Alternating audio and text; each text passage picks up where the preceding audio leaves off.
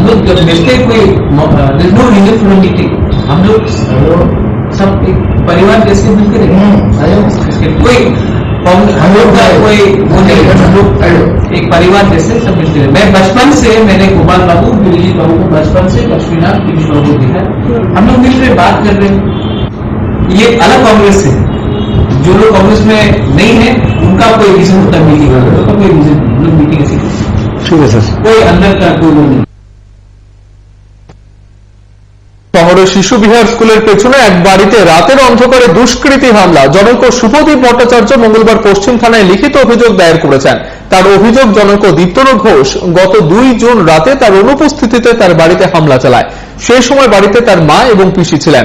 বাড়িতে আসার পর সেই ঘটনা সম্পর্কে জানতে পারে।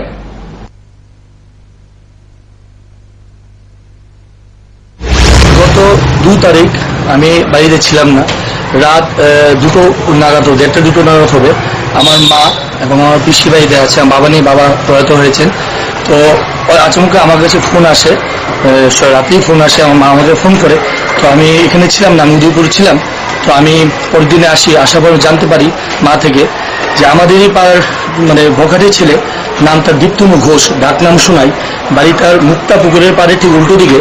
সে নাকি রাত্রেবেলা গভীর রাতে আমার বাড়িতে এসে প্রায় 1:30 নাগাদ আমার বাড়িতে কলিং বেল ঠিক করছে। মা অসুস্থ মানুষ, মা উঠেছে, বলেছে মা এত রাত্রেবেলা কি হয়েছে কি হয়েছে, বলছে আপনার ছেলেকে বের করো, ও কোথায়? মা বলছে ও তো বাড়িতে নেই, ও তো মা বাড়িতে গেছে, ও তো বাড়িতে নেই। বলছে না ওকে বের করো, ওকে মারবো, এই করবো সেই করবো, পুরো বাড়ি এলাকায় তালা লাগিয়ে দেবো, ভাঙচুর করবো, এই করবো সে করে, যা তা খুশি গালিগালাজ ও করেছে। করার পর ও চলে গেছে। তখন বিকট একটা শব্দ শুনতে আমার মা এবং এলাকাবাসী পায়। তারপর আমরা বেরিয়ে এসে দেখি অনেক কাজ টাজ রাস্তায় পড়ে আছে। ও এবং আমার বাড়িতেও অনেক ঢিল মেরেছে, মদের বোতল টুতল দিয়ে ঢিল মেরেছে। তার জন্য আমি আমার এলাকার স্থানীয় মাননীয় বিধায়ক শ্রী সুরজিৎ দত্ত, ওনার বাড়িতে আমি যাই, কিন্তু আজকে সকালবেলা উনাকে আমি বাড়িতে পাইনি। তার জন্য আমি ওনার বাড়িতে অন্য যারা পার্টির কর্মকর্তারা ছিল ওদের কাছে আমি সে বিষয়টা জানিয়েছি।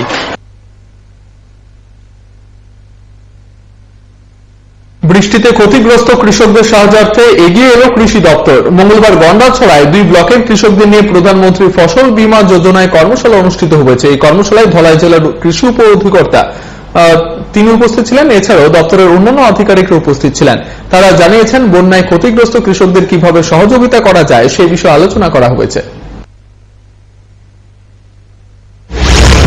প্রধানমন্ত্রী ফসল বীমা যোজনার উপরে আমরা কৃষক ভাইদের নিয়ে গন্ডাছড়া এবং ব্লক এবং ঋষভের ব্লক, দুটো ব্লক নিয়ে আমরা মহকুমা স্তরে আমরা করেছি। তো আমরা চাইছি, বিগত দিনেও আমরা দেখেছি আমাদের গত বছরে প্রচুর বন্যা কবলিত হয়ে গন্ডাছড়া মহকুমাতে অনেক কৃষক ক্ষতিগ্রস্ত হয়েছিলেন। তো এখানে আমরা এবছরও যাতে বন্যা কবলিত মানে প্রাকৃতিক দুর্যোগ এবং বন্যা কবলিত এই কৃষকদেরকে সাহায্য করার জন্য ত্রিপুরা সরকার এবং ভারত সরকার যে উদ্যোগ নিয়েছেন প্রধানমন্ত্রী ফসল বীমা যোজনার উপরে। তো আমাদের এখানে ডাইরেক্টর সাহেব আছেন, ডেপুটি ডাইরেক্টর সাহেব আছেন দলাই জেলা, উনিও এসেছেন, বিস্তারিত আলোচনা করেছেন।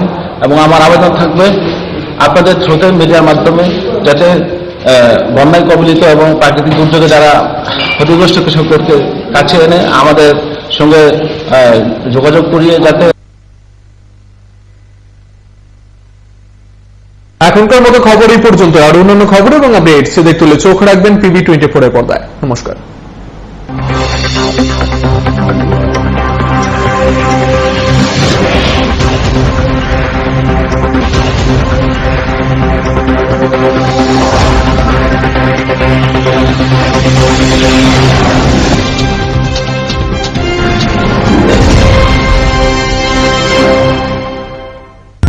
ISO certified company launching first time in Tripura. Export quality water storage tank. Polytech International, যার 8টি পকেট এবং ইউনিক রিপ ডিজাইন ট্যাঙ্কটিকে করে তোলে সবার থেকে সেরা। পলিটেক ইন্টারন্যাশনালের প্রত্যেকটি water storage tank IR technology দ্বারা সমৃদ্ধ হওয়ায় গরম আবহাওয়ার মধ্যেও জলকে সর্বদা শীতল রাখে। এই ট্যাঙ্কটির ওপরের আবরণটি বিশেষ মাল্টি লেয়ার দ্বারা তৈরি, যা ভাইরাস ব্যাকটেরিয়া থেকে জলকে সর্বদা পরিষ্কার পরিচ্ছন্ন এবং বিশুদ্ধ রাখে।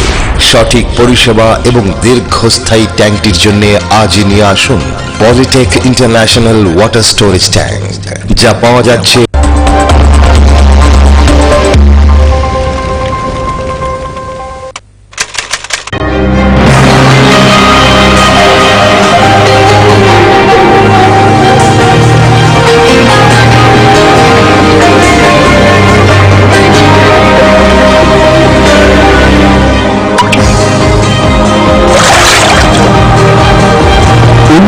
কৌশলপূর্ণ হাইজেনিক মেশিনারি দ্বারা বিশুদ্ধ পদ্ধতিতে তৈরি দ্য প্যাকেজ ড্রিঙ্কিং ওয়াটার।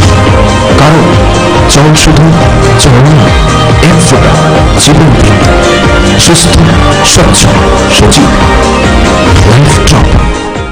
ত্রিপুরায় এই প্রথম ইন্ট্রোডিউস হতে চলেছে সারা ভারতের কনস্ট্রাকশন জগতের একমাত্র পছন্দ ব্রিকো লাইট এএসি ব্লক, যা সাধারণ ইটের তুলনায় আয়তনে বড়, শক্তিশালী, বিভিন্ন সাইজের, হালকা হয়, ফায়ার রেজিস্ট্যান্ট এবং কীট পতঙ্গ প্রতিরোধক হয়।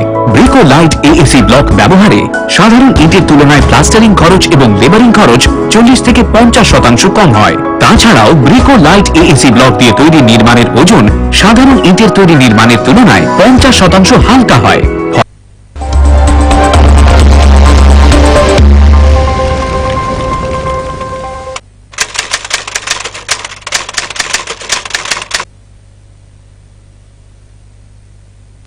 নমস্কার, দেখছেন pb24, আপনাদের সঙ্গে এই মুহূর্তে রয়েছে প্রসেনজিৎ। আজ এই অনুষ্ঠানে আমরা আমাদের মধ্যে পেয়েছি টিএমসি মেডিকেল এবং নার্সিং কলেজের কর্মচারী সংঘের জেনারেল সেক্রেটারি, জয়েন্ট সেক্রেটারি এবং স্টাফ নার্স একজন কর্মচারীদের পক্ষ থেকে। তাদের কাছ থেকে আমরা জানার চেষ্টা করব কেমন আছে টিএমসির কর্মচারীরা, বিশেষ করে অশিক্ষক কর্মচারী যারা রয়েছেন তাদের লাগাতার যে দাবি দাওয়া ছিল, এই দাবি দাওয়া কতটা পূরণ হয়েছে এবং কতটা স্বস্তিতে তারা রয়েছেন, এবং আর কোনো দাবি দাওয়া আদৌ আছে কিনা, এবং যদি থাকে তাহলে কি এইগুলো বা এই বিষয়গুলোকে নিয়ে তারা কিভাবে রয়েছেন, কেমন রয়েছে সেই কর্মচারীরা, সেটা একবার জানার চেষ্টা করছি। আপনাদের সঙ্গে পরিচয় করে দিই। রাজেশ দাস জেনারেল সেক্রেটারি, তার পাশে রয়েছেন রাজেশ কান্তি সাহা জয়েন্ট সেক্রেটারি, তার পাশে রয়েছেন উত্তম মালাকার, তিনি স্টাফ নার্স কর্মচারীদের পক্ষ থেকে। স্বাগত জানাই প্রত্যেককে। রাজেশবাবু, প্রথমে যদি আপনার কাছ থেকে জানতে চাই যে এই মুহূর্তে যদি টিএমসি নিয়ে কিছু বলতে হয়, কর্মচারীদের হয়ে আপনাদের কি প্রতিক্রিয়া থাকবে? দেখুন, টিএমসি নিয়ে যদি আমরা কর্মচারীর ডিটেলস বলার আগে টিএমসির যে বর্তমান স্ট্যাটাস বা অতীতে কিভাবে টিএমসি গঠন হয় বা মাঝপথে কি হয়েছিল সেটা একটু বিস্তারিত বলা দরকার। মূলত টিএমসি গঠন হয়েছিল 2005 সনে জিনেট এবং রাজ্য সরকারের যৌথ উদ্যোগে একটা পিপিপি মডেলে। আপনারা সবাই জানেন বা রাজ্যবাসী জানেন যে 2009 সনের যে জিনেট নামক সংস্থাটি রাজ্য সরকারের যে সঙ্গে যে একটা চুক্তি হয়েছিল, সেই চুক্তি ছেড়ে ওরা চলে যায়, কলেজকে এইভাবে রাস্তায় ফেলে দিয়ে চলে যায়। ওই সময়ে রাজ্য সরকার পরিচালন করার জন্য, যে কলেজটা বাঁচানোর জন্য, সেই সময়ে একটা সোসাইটি গঠন করে। সেই সোসাইটি দ্বারাই এখন পরিচালিত হয়ে আসছে।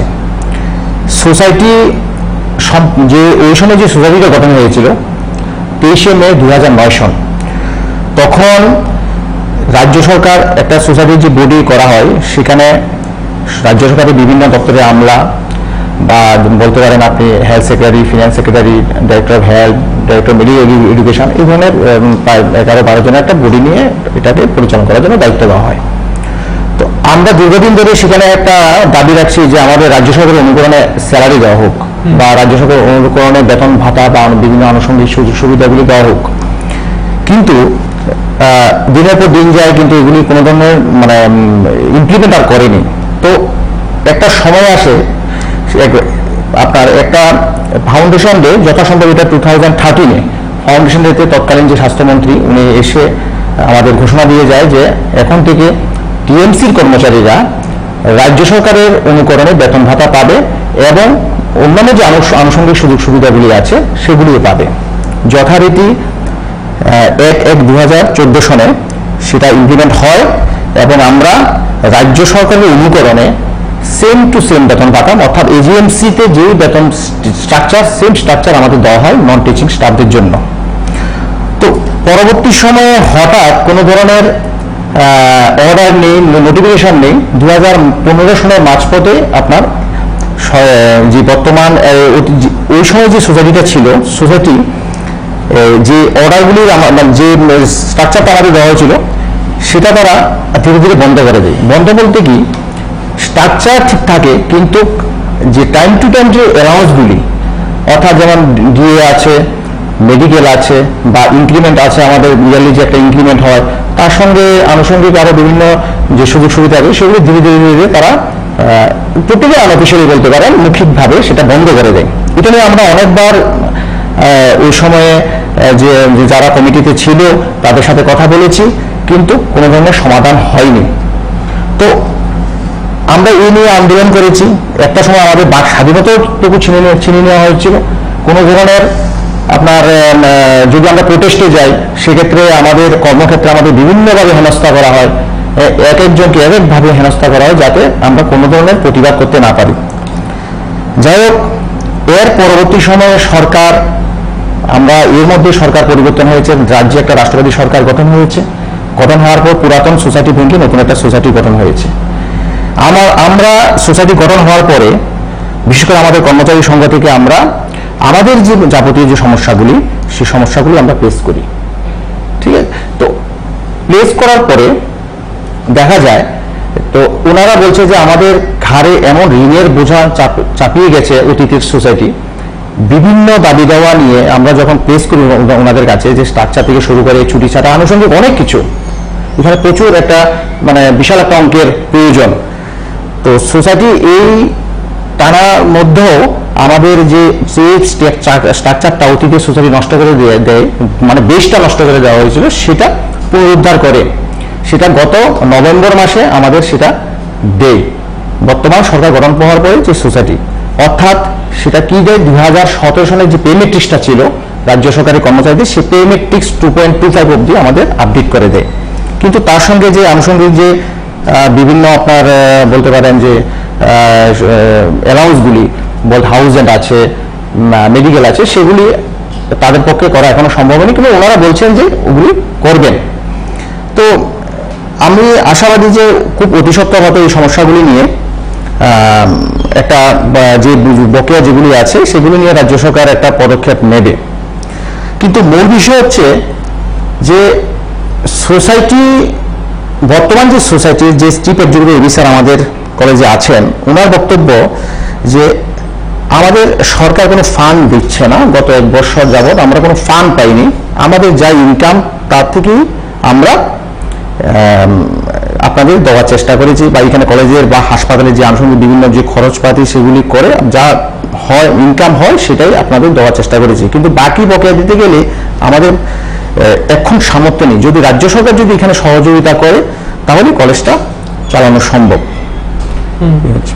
ঠিক, রাজীববাবু আপনার কাছে যদি জানতে চাই, এই মুহূর্তে যে কর্মচারীরা, তাদের বর্তমান সমস্যা কি শুধুমাত্র এই বেতনগুলোই, নাকি এছাড়া অন্য কোনো সমস্যা রয়েছে যেগুলো নিয়ে এর আগে বহুবার আপনাদের বিভিন্ন আন্দোলনে নামতে দেখা গিয়েছিল?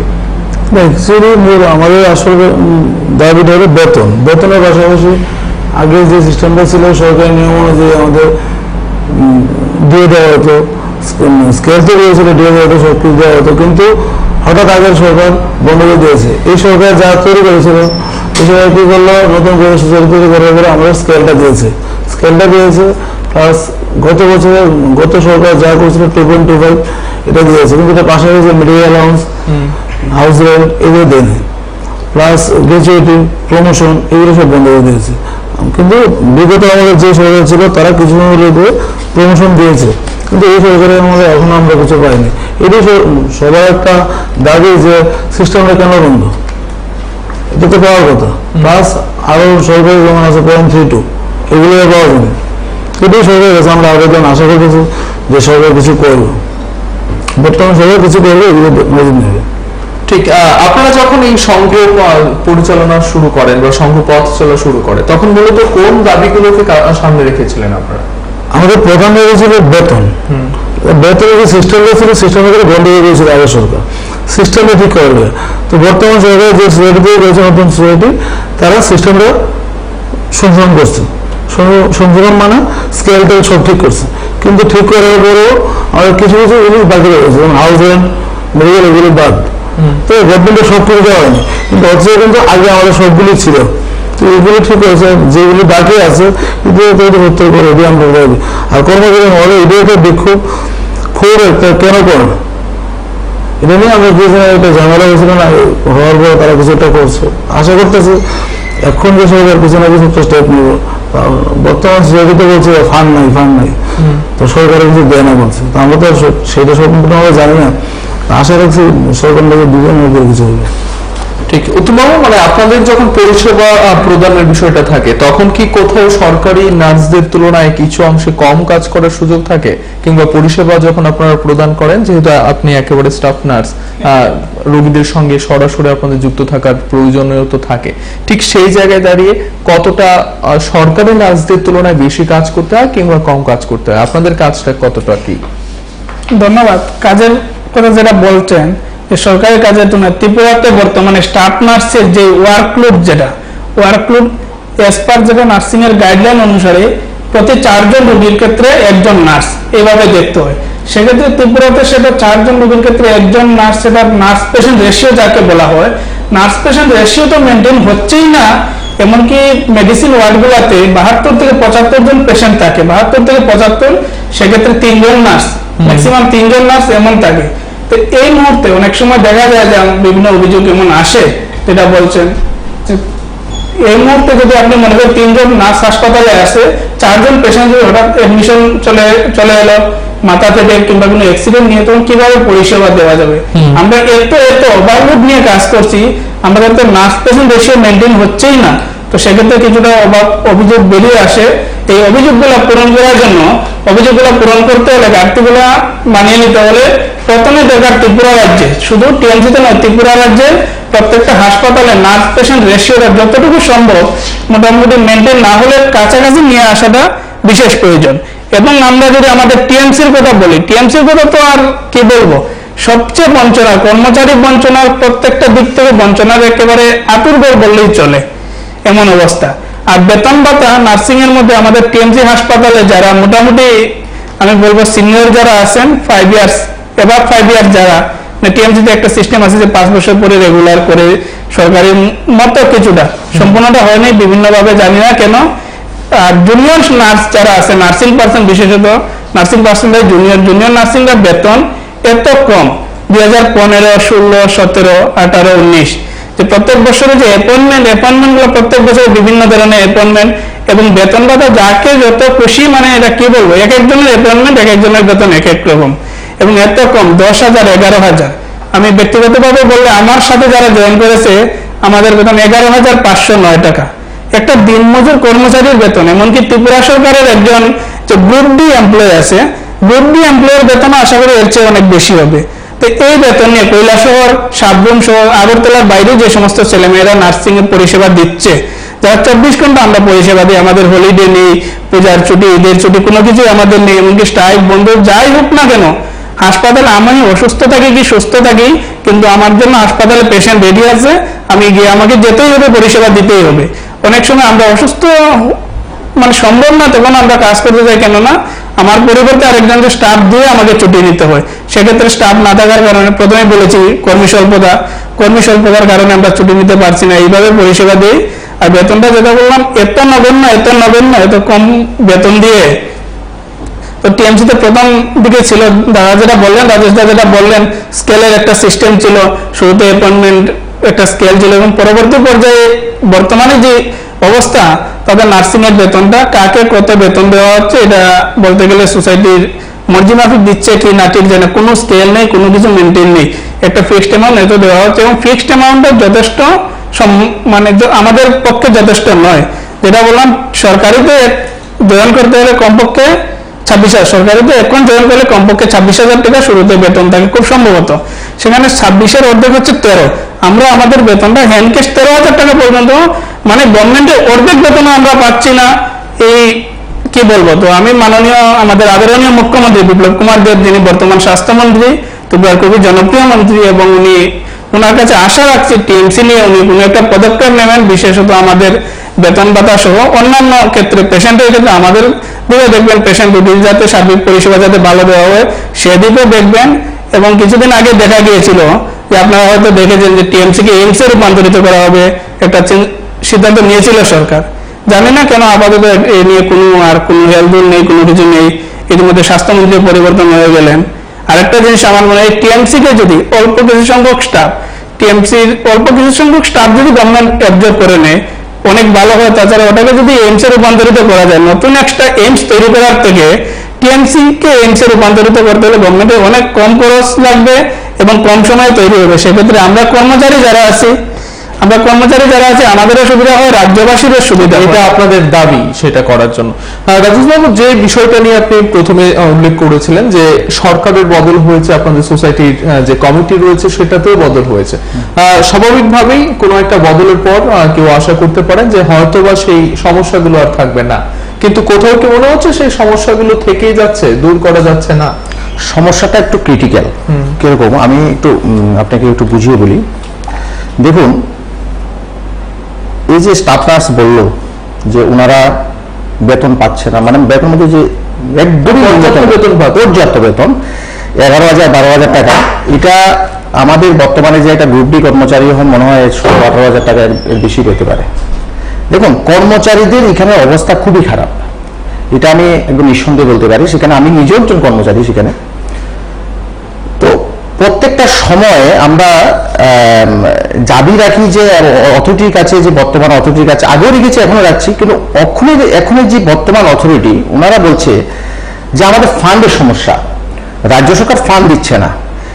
যদি রাজ্য সরকার থেকে আমাদের সহযোগিতা করে বা সফট লোনও দেওয়া হয়, আগে যে সিস্টেমে দেওয়া হয়েছিল সফট লোন দেওয়া হয়েছিল বা ইন্টারেস্ট ফ্রি লোন বলতে পারেন, তাহলে হয়তো বা আমাদের যে সমস্যাগুলি সেগুলি খুব অতি সত্বর সমাধান করা যাবে। কিন্তু বর্তমান সময়ে টিএমসির যে সোসাইটির যে ওনাদের মতামত প্রকাশ করেছে, বিশেষ করে আমাদের চিফ এক্সিকিউটিভ অফিসার যিনি আছেন উনি চেষ্টা করছেন কর্মচারীদের দাবি দাওয়াগুলি যথাসাধ্য পূরণ করার জন্য। কিন্তু উনি পরিষ্কার আমাদের ইউনিয়নকে বলেছেন যে দেখেন, এই অবস্থায় আমরা দাঁড়িয়ে আছি, এই সমস্যায় আমরা আপনাদের যতটুকু দিয়েছি এখন এই মুহূর্তে আমাদের পক্ষে দেওয়া সম্ভব না। কিন্তু দেখা যায়, আপনি একটু যদি ফলো করেন, আপনি এই দেখেন আমার কাছে একটা পেপার, যেটা আমরা রাইট টু ইনফরমেশন একটি আমরা এটা কালেকশন করেছিলাম ডাইরেক্টর অফ হেলথ সার্ভিস থেকে। তৎকালীন সময়ে 2014 সালে যখন আমাদের যে পে স্কেলটা দেওয়া হয়, সেটা সম্পূর্ণ অর্থ দপ্তরের অনুমোদন এবং মন্ত্রিসভার অনুমোদন কমেই দেওয়া হয়েছিল। আপনি দেখেন, নার্সিং এর ব্যাপারটা যেহেতু উনি বলেছেন একটা গৌতমবাবু যে নার্সিং এর ব্যাপারটা ওনারা বেতন কম পাচ্ছেন, কিন্তু কাগজ বলছে যে এখানে যে ফিক্সড পে যে যারা থাকবে, পরিষ্কার ভাষা লেখা আছে যে এন্ট্রি বেসিকের 75% হিসেবে তারা পাবে। তার মানে উত্তমবাবু আর আমি যদি একই ক্যাটাগরি এমপ্লয়ি হই, তাহলে আমি যদি আজকের দিনে যদি আমি রেগুলার হই, আমার যে বেসিকটা হবে তার ঠিক 75% ও পাবে আগামী 5 বছর। সঙ্গে যদি দিয়ে দেয়, লামসাম দিয়ে ওনারা পাবেন, কিন্তু আদার্স অ্যালাউন্স হাউজেন্ড বলুন ওগুলি পাবে না, ওগুলি যখন রেগুলার হবে তখন পাবে। সেই জায়গায় কি করছেন, সেই জায়গায় তাদেরকে 11,500 12,500 এক একজনের ক্ষেত্রে এক এক রকম। এই বৈষম্যটা কিন্তু এখন করেনি, এই বৈষম্যটা করে রেখেছে অতীত থেকে 2014, 15, 16, 17, 18, মানে 28 সরকার পরিবর্তন আগে দিয়ে এই সমস্যাগুলি করে রেখেছে। তো আজকের দিনে আমাদের ইউনিয়ন সমস্ত দাবিগুলি নিয়ে ওনাদের কাছে একটা রাখিয়েছে, যেটা একটা ওনাদের কাছে, আমি নিজেও এটা আমি বুঝতে পারছি যে ওদের কাছে বিশাল একটা পাহাড় হয়ে যাচ্ছে, এত পরিমাণ দাবি দেওয়া। তো আমি যেভাবে ওই জায়গাতে আমি ফিরে যাই, যে আমার কাছে যে ফাইল নোটগুলি আছে সেখানে পরিষ্কার ভাষায় লেখা আছে যে এটা file bearing number 234 S A TMC, দেখেন, finance department agrees with the proposal of the departments towards regulation on completion of 5-year service in respect of those staff who have joined service on or after 23/5/2009 subject to a prior approval of the Council of Ministers। এই হচ্ছে file নোটটা। তাহলে finance department already এটা sanction করেছেন, মানে 23 মে 2009 অবধি আগে যারা স্টাফ ছিল বা তাদের পরে যারা জয়েন করেছে তাদের ক্ষেত্রে সেই অ্যাপ্রুভালটা দেওয়া হয়েছিল। সেই হিসেবে কিন্তু 2014 সালে আমাদের সেই স্ট্রাকচারটা দেওয়া হয়।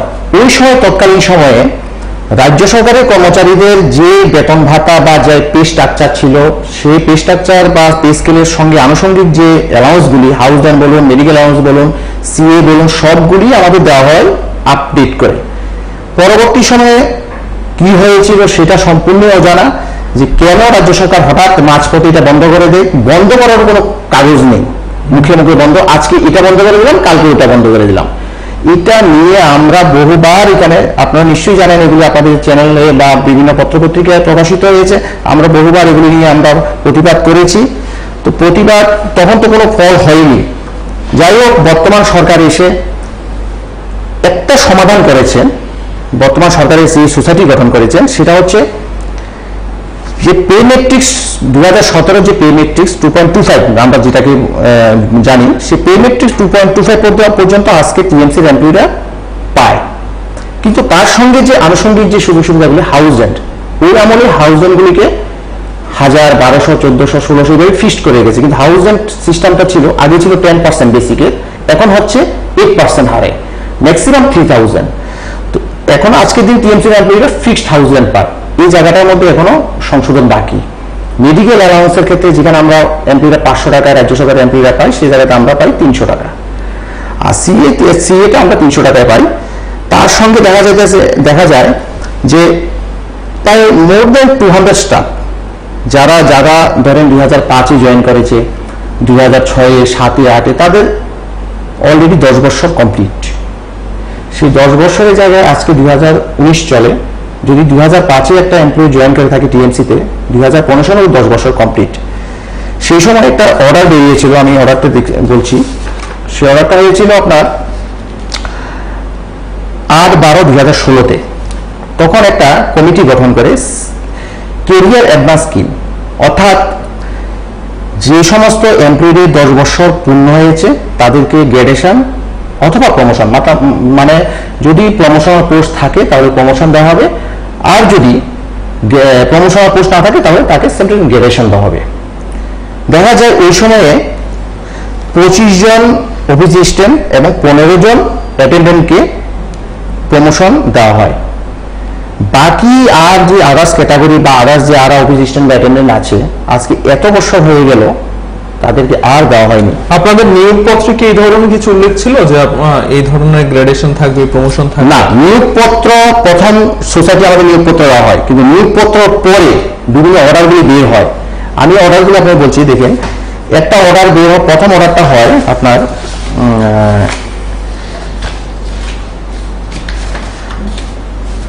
6 ফেব্রুয়ারি 2014।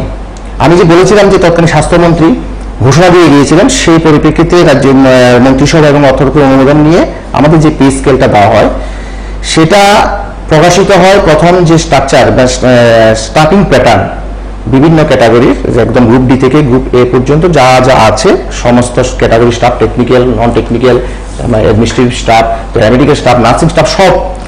সেক্ষেত্রে এখানে পরিষ্কার এস পার এজিএমসি বলুন বা এস পার আপনার স্টেট গভর্নমেন্টের, সেটা 6 ফেব্রুয়ারি 2014 সনে অর্ডার দিয়ে আমাদের জানিয়ে দেওয়া যে এখন থেকে আপনারা এই সিস্টেমেই বেতন ভাতা পাবেন।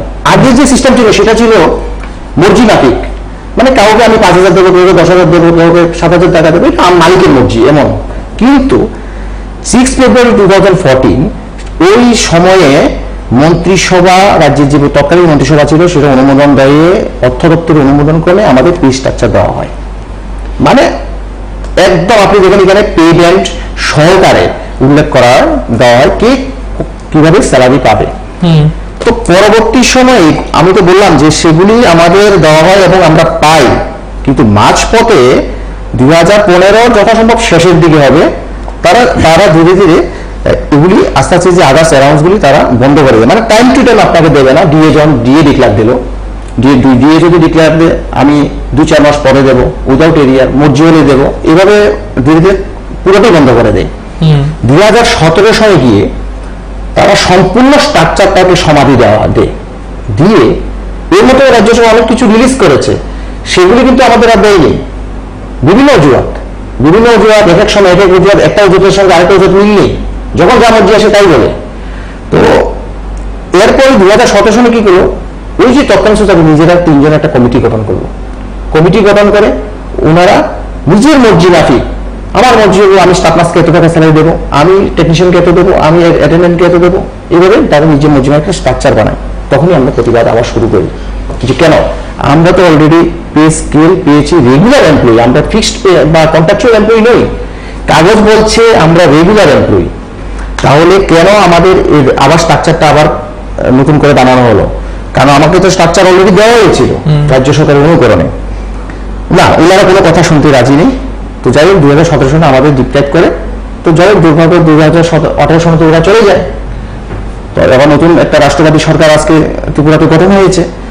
তো যখন আমি নতুন সরকার আসার পর কি আর কোনো সার্কুলার কিংবা কোনো নোটিফিকেশন আপনাদের জন্য আসে? হ্যাঁ হয়েছে, যখন আমরা দাবি করেছি যে আমরা যে সোসাইটির কাছে প্লেস করেছি যে আমাদের সাথে এই হয়েছে, ওনারা সমস্ত তথ্যগুলি বিচার বিশ্লেষণ করেছেন।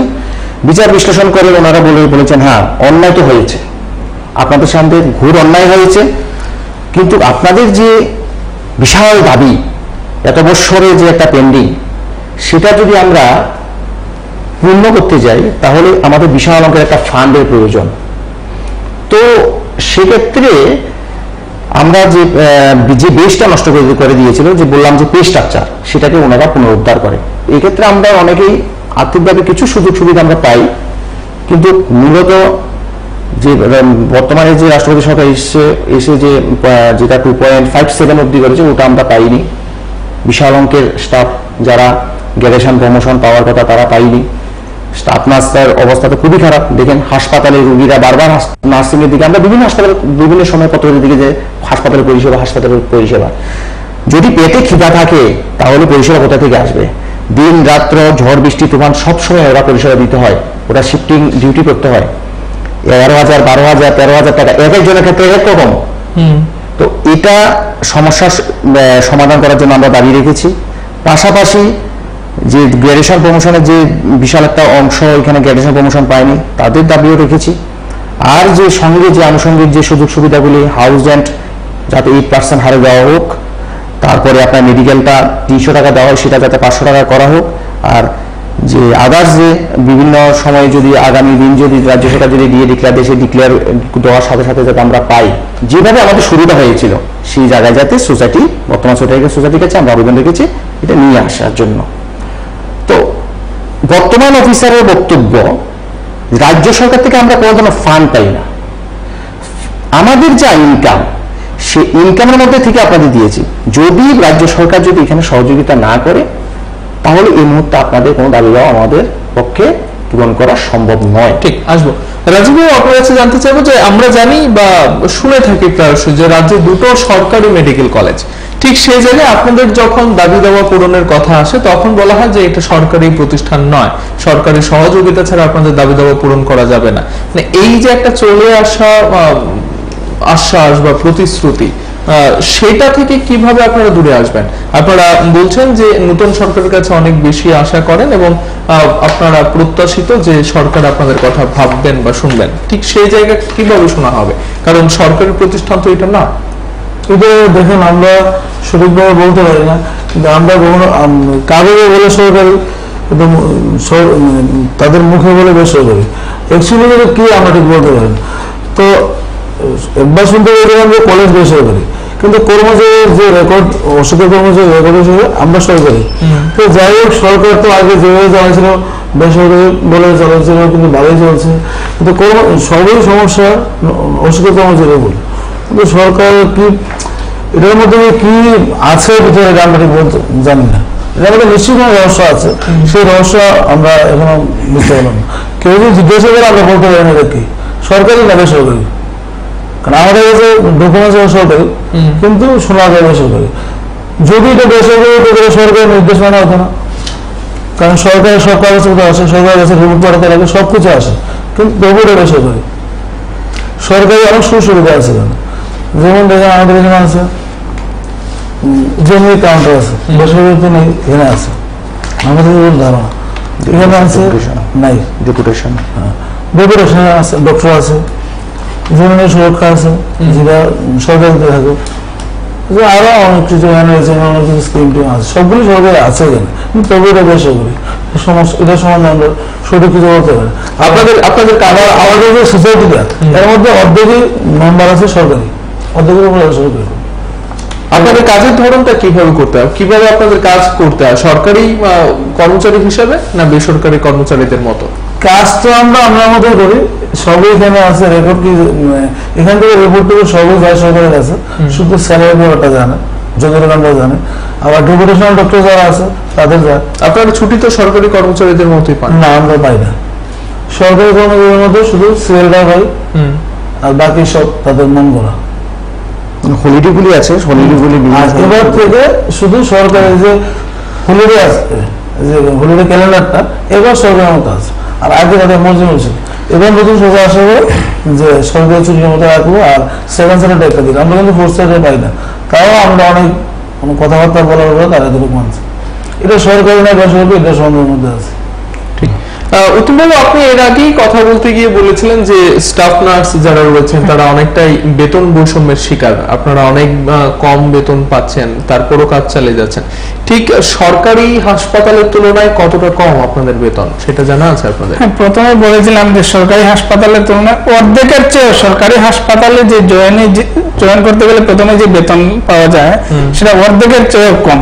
যতটুকু জানি 26,000-এর মতো শুরুতেই সরকারি কর্মচারী হিসেবে স্টাফ নার্সে জয়েন করতে হলে 26,000-এর মতো বেতন পাওয়া যায়। সেখানে আমাদের বেতন 10,000, 11,000, 11,500 জয়েনের ক্ষেত্রে। এমনকি আরো একটা সিস্টেম আছে আমাদের এখানে ট্রেনি বলে, সেখানে 6,000, 7,000 স্টাফ নার্সের বেতন আছে, 6,000, 7,000। তো একজন ব্যক্তি যদি আগরতলা শহরে এসে ভাড়া থাকে, আমি আমার কথাই বলি, আমি যদি আজকে ভাড়া থাকি, এখানে আমার স্ত্রী আছে, বাচ্চা আছে, ওদের নিয়ে কিভাবে চলবো? কিংবা বাড়িতে অসুস্থ মা বাবা, তাদের চিকিৎসার জন্য তাদের যে ওষুধের খরচ, যেটা মানে কোনো মতেই চলা সম্ভব না। আর এত বেতন বৈষম্য শুধু সব ক্ষেত্রে, সব কর্মচারীর ক্ষেত্রেই টিএমসিতে বেতন বৈষম্য আছে, কিন্তু স্টাফ নার্স যারা, জুনিয়র স্টাফ নার্স যারা বিলো 5 ইয়ার, এই স্টাফ নার্সদের বেতনটা এটাই 13,000, 12,000, এমনকি 6,000, 7,000 পর্যন্ত আছে। সেটা নিয়ে যদি সরকার আমাদের প্রতি কিংবা সোসাইটির কাছে বেশ কয়েকবার আমরা গিয়েছি, সংগঠনের পক্ষ থেকে গিয়েছি, স্টাফ নার্সের পক্ষ থেকে গিয়েছি, আমি ব্যক্তিগতভাবে সিও স্যারের সাথে কথা বলেছি এই ব্যাপারটা নিয়ে। তো স্যার বললেন আমিও মর্মাহত এটা দেখে, কিন্তু সবাই অনুশোচনা করছেন, সবাই দুঃখ প্রকাশ করছে। আমাদের সোসাইটির জিএম স্যার, সিও স্যার, ওনারাও দুঃখ প্রকাশ করছেন যে এটা তো হয় না, এটা তো অসম্ভব। কিন্তু এটা কখন কি সম্ভব হবে, আমাদের বেতন বৃদ্ধিটা কখন সম্ভব হবে সেটাও ঠিক বলতে পারলাম না। রাজীববাবু, এই যে যাবতীয় সমস্যাগুলোকে নিয়ে আপনারা চলছেন এত বছর ধরে, সেটার উন্নতিকল্পে কি কি ব্যবস্থা করা যায়, কি পদক্ষেপ বা কি আপনাদের দাবি দাওয়াগুলো কি? দেখুন, আমাদের দাবি দেওয়া হচ্ছে যে আমাদের যে সিস্টেমে দেওয়া হয়েছিল সেই সিস্টেমটা যাতে আবার নতুনভাবে মানে যে সংশোধন করা হয়। তো কিছু সংখ্যক হয়েছে, বাকি যে বকেয়াগুলি অতি সত্বর করা হোক। আমি একটা জিনিস বলছি, একটু আগে আপনি বলেছিলেন যে সরকারি না বেসরকারি, সেক্ষেত্রে আমি একটু একটা পয়েন্ট আপনার থেকে আমি একটু সময় নিয়ে যাচ্ছি। দেখেন, টিএমসি মেডিকেল কলেজটা যে জমির উপরে দাঁড়িয়ে, সেই জমিটা কিন্তু সরকারি, সেখানের যে 90% অ্যাসেট সেটাও সরকারি। এটা একটা কেস, রাইট টু ইনফরমেশন অ্যাক্টের কেসে তৎকালীন যে সোসাইটি ছিল এফিডেভিট দিয়ে বলেছেন ল্যান্ড রেকর্ডসের যে খতিয়ানটা 5/1, 5/10 আমরা সূর্যমণিনগর, এটা সম্পূর্ণভাবে রাজ্যের স্বাস্থ্য দপ্তরের তত্ত্বাবধানে আছে। তারপরে আপনি দেখেন 2009 সনের 24শে জুন আপনার যশপাল সিং তৎকালীন যে হেলথ সেক্রেটারি ছিলেন, উনি Naresh Dayal secretary, government of India health secretary, government of ইন্ডিয়াকে চিঠি দিয়ে লিখেছেন যে টিএমসি একটা গভর্নমেন্ট মেডিকেল কলেজ। তাহলে সরকার অলরেডি প্রকাশ করেছে ওই সময়ের যে রাজ্যের দেশের যে স্বাস্থ্য দপ্তরের যে সেক্রেটারি ছিলেন দিল্লিতে, ওনার কাছে চিঠি লিখে ক্লিয়ারলি বলেছেন যে এটা একটা সরকারি কলেজ। এখানে যে ইনফ্রাস্ট্রাকচার বা ডেভেলপমেন্ট বা যাই খরচা, এখানে সোসাইটি কিন্তু বিন্দুমাত্র কোনো কিছু করেনি, হয়তো একটু পরিচর্যা করছেন। এখানে বিল্ডিং থেকে শুরু করে এখানে যা যাবতীয় সব জিনিসপত্র সবগুলি কিন্তু রাজ্য সরকারের নিজের পয়সায় তৈরি। তাহলে আপনি বলেন এই জায়গাতে এটা প্রাইভেট কি করে হলো? আর প্রাইভেট কি গভর্নমেন্ট, বর্তমানে সেটা কেস এখনো চলছে।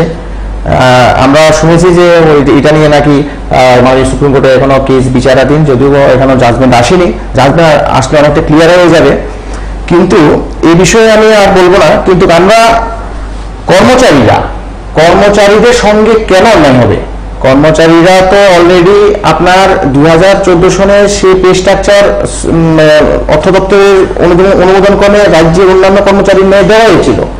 শুধু টাইম টু টাইম যা যা অর্থ দপ্তরকে রিলিজ করবে বা সরকার থেকে রিলিজ করবে সেটা আমাদের দেওয়া হবে। এটার মধ্যেই বৈষম্য করে রাখা হয়েছে।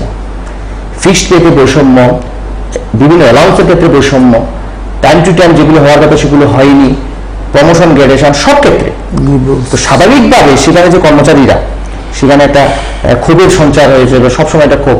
তো আমি এটাই বর্তমান যে রাজ্য সরকার আছে বা মাননীয় মুখ্যমন্ত্রীর কাছে আমি দাবি রাখবো যে আপনি অতি সত্বর এই টিএমসির সমস্যাটা সমাধানে আপনি একটা কার্যকরী পদক্ষেপ গ্রহণ করুন।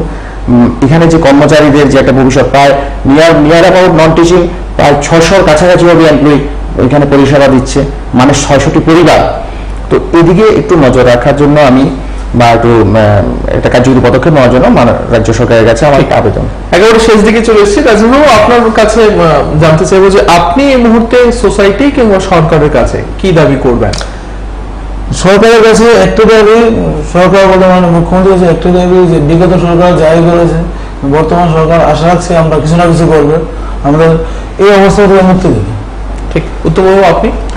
আমিও সরকারের কাছে এটাই, আমাদের রাষ্ট্রবাদী সরকারের কাছে, জনদরদী সরকারের কাছে আমার একটাই আবেদন, এই টিএমসি যেটা কাগজের পত্রে যেখানে গভর্নমেন্ট দেখানো হচ্ছে সেটাকে যদি গভর্নমেন্টের অনুমোদন দেওয়া হয় পুরোপুরিভাবে এজিএমসির মতো, টিএমসি এবং এজিএমসি ত্রিপুরাতে দুটো মেডিকেল কলেজ, আমি যে দুটো মেডিকেল কলেজের পরিষেবা এবং কর্মচারীদের বেতনের মধ্যে যাতে কোনো বৈষম্য না থাকে, এই যে এজিএমসির মতো যাতে আমরা কমপক্ষে যাতে এজিএমসির মতো সমান আমরা বেতন ভাতা পাই, সেটা আমাদের মাননীয় মুখ্যমন্ত্রী এবং স্বাস্থ্যমন্ত্রীর কাছে আমাদের আবেদন। ঠিক, রাজেশবাবু একেবারে শেষ প্রশ্ন থাকবে আপনার কাছে। বিগত দিনগুলোতে যে দাবি নিয়ে লড়াই করেছেন সেই দাবি সম্পূর্ণ পূরণ হয়নি। গত 1 বছর ধরে নতুন সরকার এসেছে, আপনারা যেটা প্রত্যাশা করেছেন সেটা এখনো পর্যন্ত পূরণ হয়নি। কি মনে হয় আগামী দিনগুলোতে আপনাদের সমস্যা পূরণ হবে, নাকি যে দাবিতে আপনাদের লড়াই সেই দাবি চিরস্থায়ী? আমি আশাবাদী বর্তমান রাজ্য সরকার যে বিভিন্ন পরিকল্পনা নেওয়া হয়, সেই পরিকল্পনাগুলি মানুষের কাছে পৌঁছতে হতে একটু সময় লাগে। টিএমসি ব্যাপারে রাজ্য সরকার এখনো পর্যন্ত কি ধরনের পদক্ষেপ নিয়েছে সেটা আমি ক্লিয়ারলি বলতে পারবো না, কিন্তু আমি রাজ্য সরকার কাছে এটাই আবেদন রাখবো যে যেখানে সোসাইটি বলছে যে তাদের কাছে ফান্ড নেই, যে ফান্ড আছে সে ফান্ড দিয়ে আমি আগামী হয়তো কয়েক বছর আমি চালাতে পারবো, কিন্তু কর্মচারীর যে দাবিগুলি সেগুলি পূরণ করতে গেলে বা এখানে যা ইনফ্রাস্ট্রাকচার ডেভেলপমেন্টের ক্ষেত্রে যা বকেয়া যাই আছে এমসিআর গাইডলাইন অনুসারে সেগুলি পূরণ করতে হবে। রাজ্য সরকারের অবশ্যই এখানে একটা ফান্ড দিতে হবে।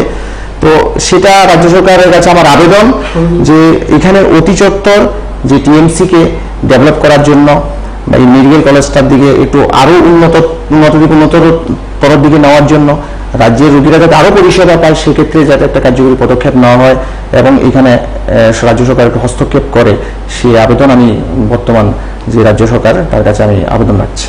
ঠিক, অসংখ্য ধন্যবাদ আপনাদের প্রত্যেকে, অসংখ্য ধন্যবাদ আপনাদের যারা এই আলোচনা শুনছিলেন এবং তাদের এই দাবি পূরণ হবে নতুন সরকারের সময়ে সেটা তারা এখনো পর্যন্ত আশা করছে। গত 1 বছরে তেমন একটা কোনো আশা পূরণ হয়নি, কিন্তু তারা বলছেন যে নতুন সরকার, বিশেষ করে নতুন স্বাস্থ্যমন্ত্রী তাদের এই বিষয়টা দেখবেন।